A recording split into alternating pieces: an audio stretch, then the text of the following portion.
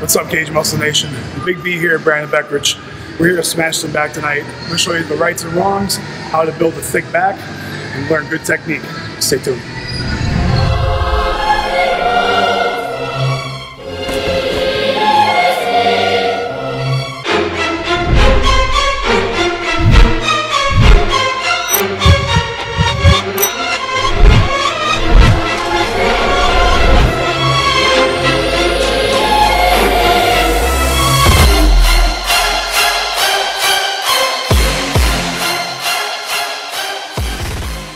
Straight bar lat pull down, did a little bit of a wider grip, pronated, which means hands over the top this way, not reverse grip. A couple things to remember here. You always want to drive the shoulder down first and follow through with the elbow. Don't be concerned about pulling the bar down low as much as you are pulling down your elbows. Your lat's responsibility is to drive the humerus downward. So as far as that can go, anything further is going to be bicep and forearm. We did 4 sets, about 10 to 12 reps here. This is a second back workout for the day, so no heavy weights and just more volume and hypertrophy style training.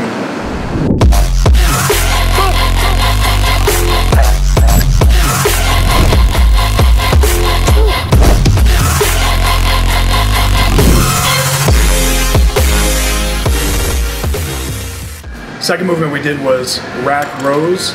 Bent rows basically on a dead stop rack. So what this does is takes the momentum out of it.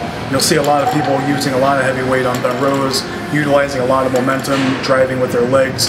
Essentially, momentum is an antagonist to contraction, so we want to minimize any kind of variable that's going to take away from muscle tension. So we did 4 sets here, about 8 to 10 reps, overhand pronated grip. And another thing here is you want to drive that bar against your legs, pulling your elbows to your hips. That's really going to activate the lats.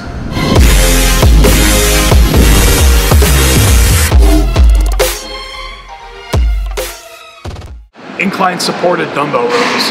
This is a favorite of mine, guys. Following the bent rows with a barbell, this is extremely difficult because essentially it's the same movement, except being on the bench, you have even less opportunity to create any kind of momentum. So this allows you to get a real full stretch with the arms and the lats and real consciously retract the lats and scapula on the way back. So things to remember here, pull the elbows back to the hips. Don't worry about how far up you go. Worry about how far back your elbows go on this one. But get a good full stretch down, keep the chest out the whole time. We did 5 sets here, 8 to 10 reps instead of 3 because cameraman couldn't get the shot twice, so that was awesome.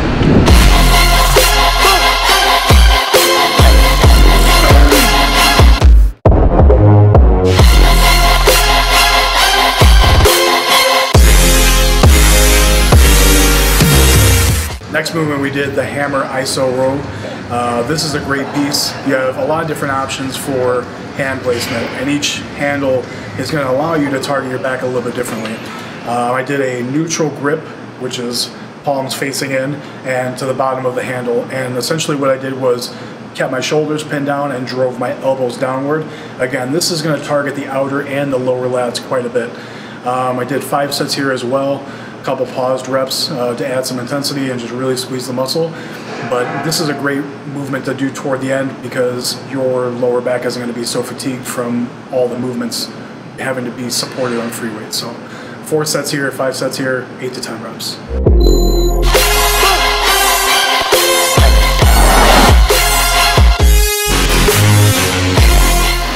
Fifth and final movement, straight arm pull downs.